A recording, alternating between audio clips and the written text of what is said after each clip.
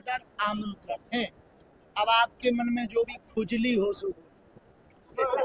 बरेली के जो मौलाना है नकवी, उन्होंने कहा है कि आप जो मस्जिद पर ज्ञानवापी मस्जिद को कलंक कहना गलत है। आपने जो बयान दिया है जी, बाबरी मस्जिद ने ये कहा कि विश्वनाथ जी के बगल में जो कलंक लगा है वो कलंक मिटेगा और भगवान शिव की नगरी में बहुत ही जल्दी वहां पर ज्ञानवापी के पास में रुद्राभिषेक होगा भगवान शिव।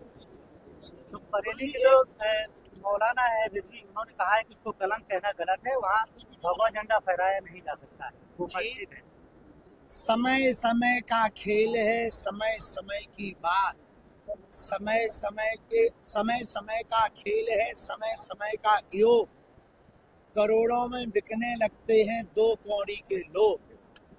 तो हम इतना ही कहेंगे कि ऐसा एक समय पर किसी व्यक्ति ने ये भी कहा था कि पत्ता नहीं हिलेगा, लेकिन देखो राम मंदिर बन गया। जिन्होंने भी ये कहा है कि वहां पे भगवानी लहराएगा, एक दिन पक्का है, तय है, ज्ञानवापी पर भगवान लहराएगा और वहां रुद्राभिषेक होगा। हमें भरोसा है देश की न्यायपालिका पर, हमें भरोसा है यहाँ के आस्थावान श्रद्धालु।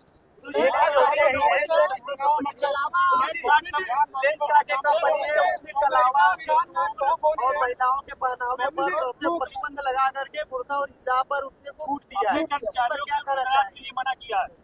हिंदू धर्म के साथ उन्होंने चुनाव कर रहे हैं। हिंदू धर्म का कोई भी टीका, कोई भी ऐसे लोगों को भारत में रहने की अनुमति नहीं होनी चाहिए, उनको विदेशों में रहने की अनुमति होनी चाहिए।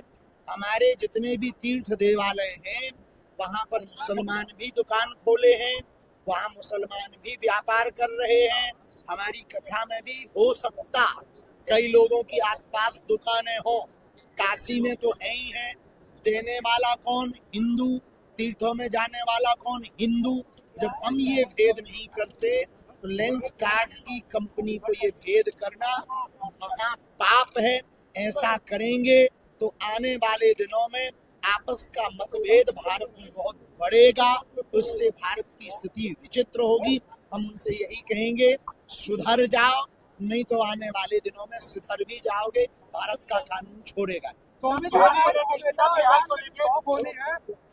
भारत की बात करूंगा, उससे हमारा क्या प्रभाव? अरे प्रयागराज बुंदेलखंड की बात करना कटा, जिहाद की बात है। बोलो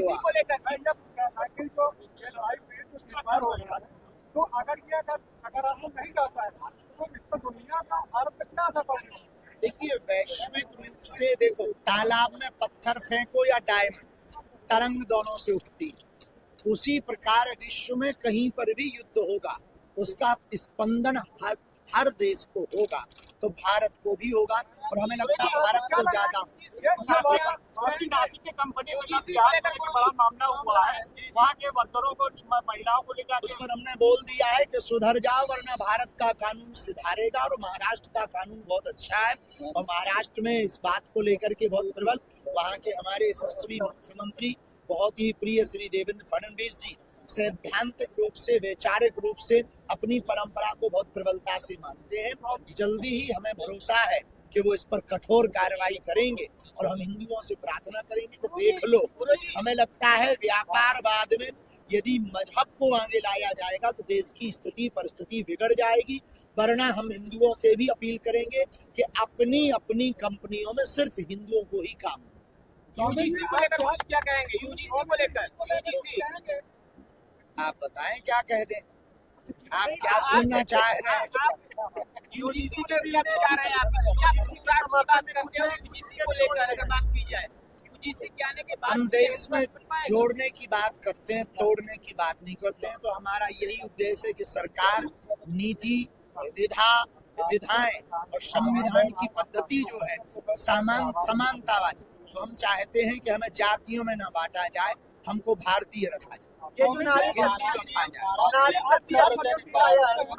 नारा देंगे आप जी, सर्जन तो उसमें दिक्कत क्या है? आप क्या अपना भर सुख चाहते हो का? नारी शक्ति कथा सर्वजन हिताय सर्वजन सुखाय है, कन्या विवाह सर्वजन हिताय सर्वजन सुखाय है। कैंसर हॉस्पिटल की सेवा भी हुई है। धार्मिक तीर्थ स्थलों से सबके लिए, हित के लिए और सबके सुख के लिए ही कार्य किया गया। गुरुजी, योगी नारी जी ने कहा है कावा नहीं बनने देंगे, क्या? कावा नहीं बनने देंगे। हाँ, तो भारत में काबा की क्या आवश्यकता है? हमें आप एक बात भी तो बताओ ना, भारत में काबा की जरूरत नहीं है। काबा जहाँ है वही ठीक है। भारत में काबा की आवश्यकता नहीं है। भारत में तो हमें लगता है विश्वनाथ बाबा की आवश्यकता है।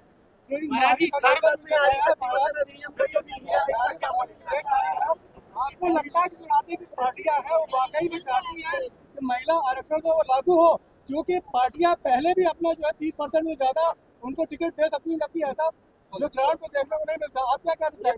देखिए, ये तो राजनीतिक विषय है और राजनीति के विषय पर हम बोलते नहीं, पर मातृ धर्म पर हमारा इतना कहना है, जिस देश की जयकारा मात्र नाम से लिया जाए, भारत माता की जय, जहाँ गाय भी माता हो, गंगा भी माता हो, गायत्री भी माता हो, वेद भी माता हो, उस देश में माताओं की पूजा होनी ही चाहिए। और जितने अधिकार माताओं को मिल सके वो माताओं के हित के लिए है। और यत्र नार्यस्तु पूज्यन्ते रमन्ते तत्र देवता, हमारे शास्त्रों का ये सिद्धांत है। तो हमें लगता है माताओं की यदि सेवा होगी, पूजा होगी, उनके लिए कोई भी लॉ कानून आरक्षण बनता है, तो हमें लगता है इस देश के प्रत्येक पुरुष को, प्रत्येक पार्टी को, प्रत्येक व्यक्ति को जो अपनी माताओं के पुत्र हैं उनको सपोर्ट करना चाहिए, क्योंकि ये मातृ हित के बच्चों की बात की है।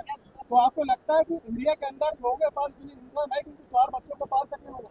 जी, आपने 4 बच्चे कहे, 4 बच्चे। अजगर करे ना चाकरी, पंछी करे ना काम, दास मलुका कह गए सबके दाता राम। जब उनके 30 बच्चे पल सकते हैं तो हिंदू के 4 नहीं पल सकते? महाराज जी,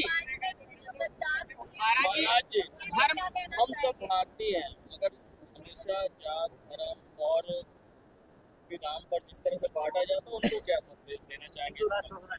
देखिए, जातिवाद, भाषावाद, क्षेत्रवाद से ऊपर उठकर राष्ट्रवाद होना चाहिए, लेकिन अपनी परंपराओं को भी मानना चाहिए। जैसे हम सनातन परंपरा को मानते हैं तो हम उसके प्रति कट्टर का मतलब ये नहीं कि हम किसी को मारते काटते, लेकिन हम अपने सिद्धांतों को भली पूर्वक मानते हैं, व्यवहार से भी, आचरण से भी, वाणी से भी, और लोगों को जगाने का काम भी करते हैं। तो हमें जातियों में नहीं बंटना चाहिए, क्षेत्रों में नहीं बंटना चाहिए, भाषाओं में नहीं बंटना चाहिए।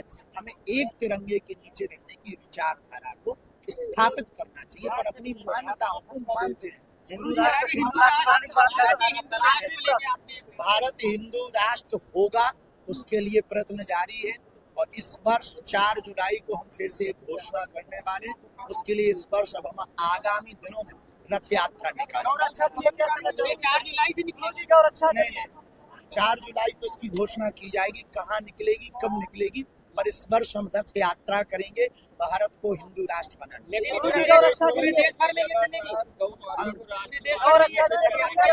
लगातार यत्र यत्र अभी लगातार चली रही, अभी उत्तर प्रदेश में वृंदावन में रथ यात्रा करेंगे। गौ सेवक की आवश्यकता है, गौ रक्षक से ज्यादा। गौ माता को हम लोग जो है पूजते हैं, मानते हैं, तो वर्तमान में गौ रक्षक ज्यादा है, गौ सेवक कम। देश में गौ माता को बचाना है तो गौशाला नहीं उपाय, एक हिंदू एक गाय। आज आदिगुरु शंकराचार्य जी का जन्म हुआ है। आज आदिगुरु शंकराचार्य जी का उत्सव है। आपकी विद्या का राज क्या है सर? सबसे पहले किलो काम ये तो परसों दरबार में नक्कटे तुम ही देख लेना। हमारे पास केवल गुरु कृपा है।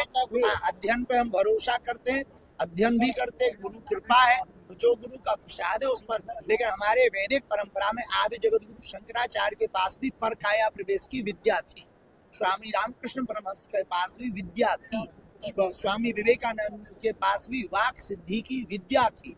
ऐसे ही हमारे पास हमारे गुरु के पास थी, तो उन्हीं की कृपा है। आपकी शादी कब होगी? बिल्कुल, गाय माता तो राष्ट्र माता होनी चाहिए।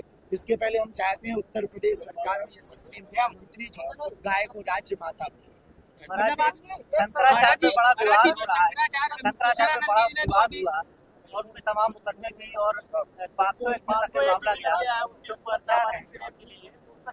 हमें उसकी सत्य असत्य का हमें किंचित मात्र भी पता नहीं है, उस विषय का कि सत्य क्या है असत्य क्या है।